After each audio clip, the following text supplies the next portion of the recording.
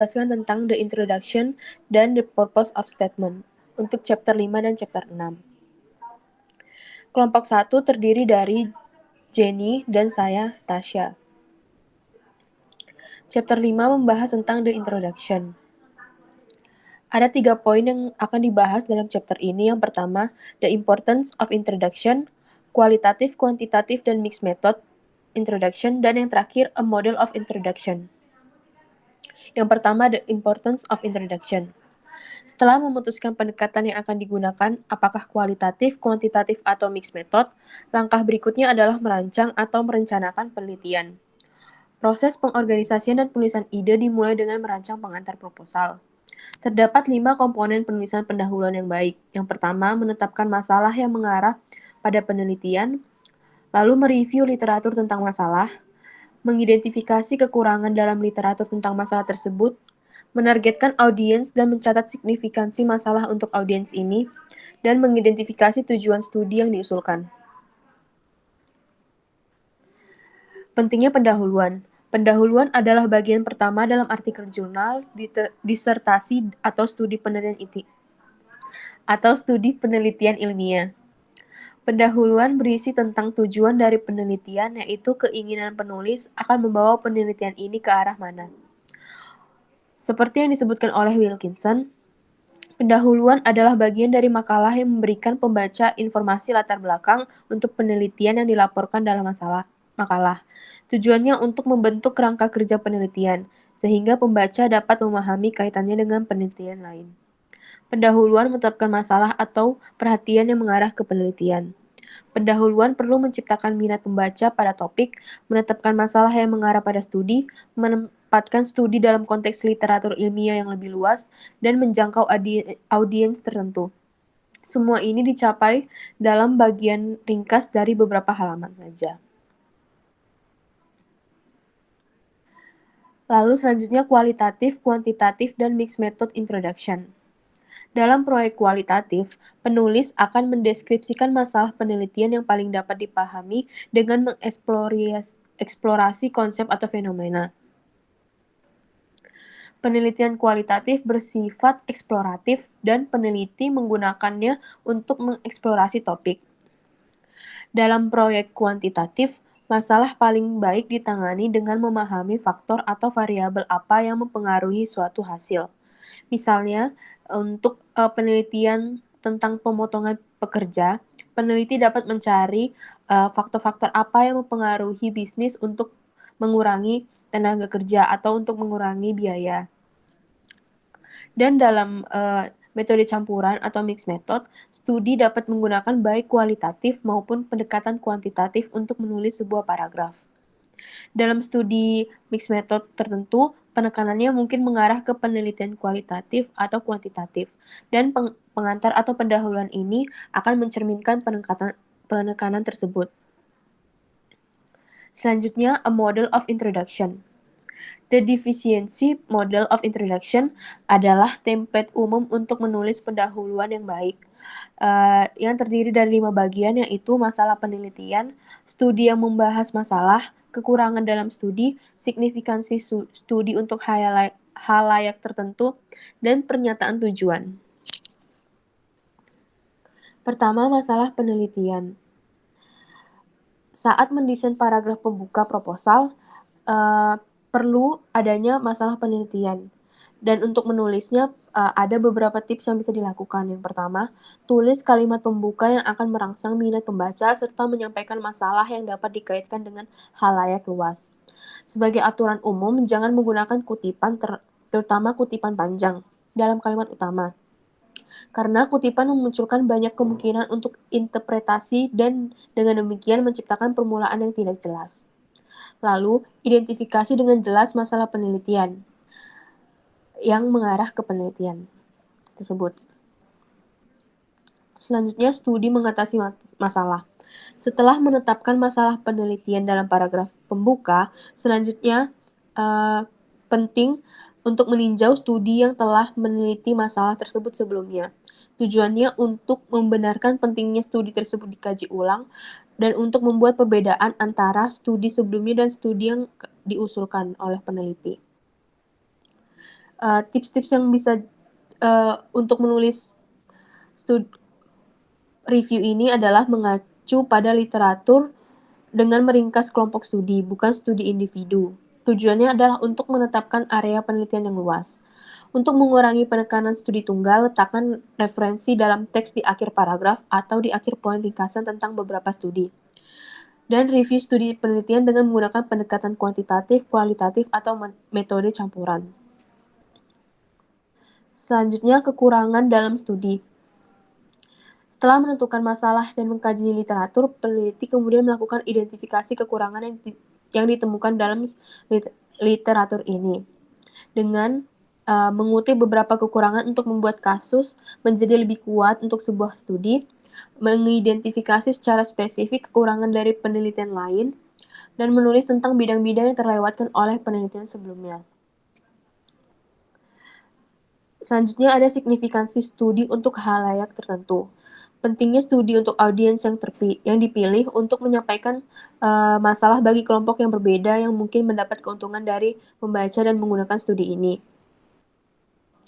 Dalam merancang bagian ini, perlu adanya 3 atau 4 alasan studi ditambahkan ke penelitian ilmiah dan literatur di lapangan, 3 atau 4 alasan tentang bagaimana studi membantu meningkatkan praktik, dan 3 atau 4 alasan mengapa studi dapat memperbaiki kebijakan. Selanjutnya, the purpose of statement akan dijelaskan oleh teman saya Jenny di chapter 6. Chapter 6, the purpose statement. Apa saja yang akan dibahas? Yang pertama, signifikansi dan makna dari pernyataan tujuan. Yang kedua, pernyataan tujuan dalam penelitian kualitatif. Ketiga, pernyataan tujuan dalam penelitian kuantitatif. Dan yang keempat, pernyataan tujuan yang digunakan dalam metode campuran. Yang pertama, signifikansi dan makna dari pernyataan tujuan. Purpose itu menunjukkan mengapa Anda melakukan suatu studi atau penelitian dan apa yang ingin Anda capai. Jadi purpose statement itu menyampaikan maksud keseluruhan, tujuan, atau gagasan utama dari sebuah proposal atau studi. Dalam sebuah proposal atau penelitian, peneliti harus bisa membedakan antara purpose statement, research problem, dan research question. Purpose statement atau pernyataan tujuan itu menguraikan maksud dari penelitian, bukan masalah atau isu yang dibahas, bukan juga pertanyaan-pertanyaan yang akan dijawab. Purpose statement dibangun atas dasar research problem dan disempurnakan menjadi research question. Jadi urutannya adalah merumuskan masalah, membuat pernyataan tujuan, kemudian menyusun pertanyaan-pertanyaan penelitian.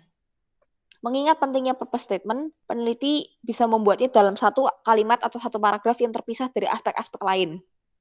Yang kedua, pernyataan tujuan dalam penelitian kualitatif. Kalimat tujuan dalam penelitian kualitatif minimal berisi informasi mengenai satu fenomena utama yang dieksplorasi dalam penelitian, partisipan atau peserta, serta lokasi penelitian. Seperti apa sih kualitatif purpose statement yang baik?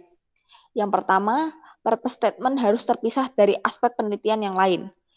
Gunakan kata-kata seperti maksud atau tujuan agar pembaca memperhatikan purpose statement. Contoh kalimatnya, maksud dari penelitian ini adalah bla bla bla. Yang kedua, fokus hanya pada satu fenomena atau konsep atau ide. Persempit studi menjadi satu fenomena atau ide untuk dieksplorasi. Artinya, kualitatif purpose statement tidak menghubungkan atau membandingkan dua variabel atau lebih, seperti yang ditemukan dalam penelitian kuantitatif. Yang ketiga, gunakan kata kerja seperti mendeskripsikan, memahami, mengembangkan, atau menemukan. Keempat, gunakan kata dan frasa yang bersifat netral atau non-directional language. Contohnya, pakai kata pengalaman individu. Jangan pakai pengalaman sukses individu. Hindari kata atau frasa seperti positif, negatif, berguna, bermanfaat, memberikan informasi, maupun kata-kata lain yang mengarah pada hasil yang mungkin atau tidak mungkin terjadi. Yang kelima, berikan definisi umum dari fenomena yang dibahas jika fenomena yang dibahas tidak dipahami oleh khalayak luas. Definisi di sini bukanlah definisi rinci. Definisinya hanya membantu pembaca untuk memahami informasi dalam penelitian. Yang keenam, cantumkan strategi yang dipakai dalam pengumpulan data dan analisis. Jadi dijelaskan apakah penelitian menggunakan etnografi, grounded theory, studi kasus, pendekatan naratif, atau strategi yang lain. Dan yang ketujuh, sebutkan partisipan atau peserta dalam penelitian, lokasi atau situs penelitian, serta batasan ruang lingkup partisipan dan lokasi.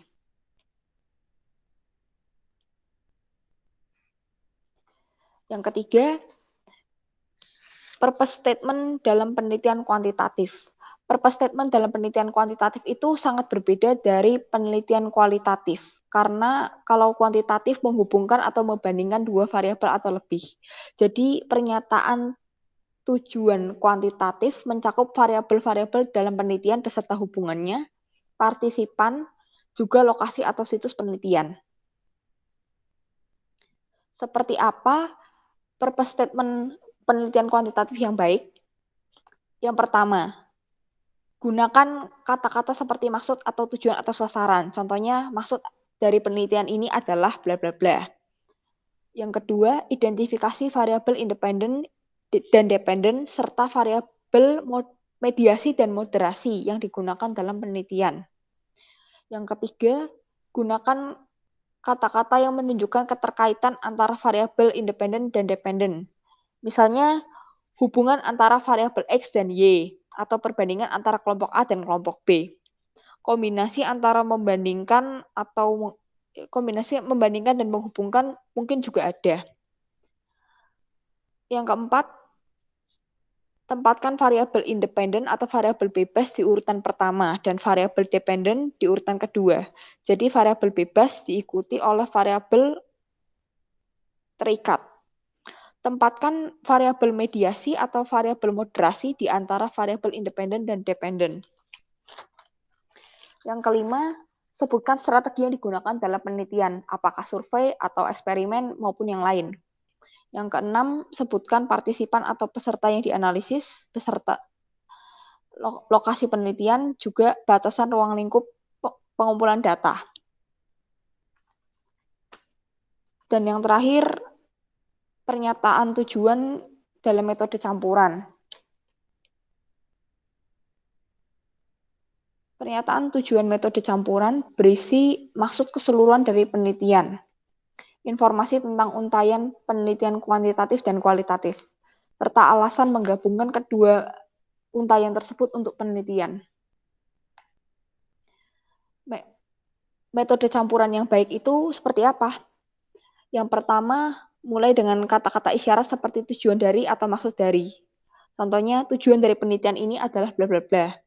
Yang kedua, tunjukkan jenis metode campuran, apakah sekuensial, konkuren, atau transformasional. Yang ketiga, jelaskan alasan menggabungkan metode kuantitatif dan kualitatif. Yang keempat, jelaskan apakah datanya dikumpulkan secara bersamaan atau berurutan. Dan karena ini metode campuran, pastinya banyak elemen dari penelitian kualitatif dan kuantitatif yang diikutsertakan. Terima kasih atas perhatian teman-teman. Mohon maaf apabila terdapat kesalahan. Jika teman-teman memiliki pertanyaan, silakan disampaikan di kelas.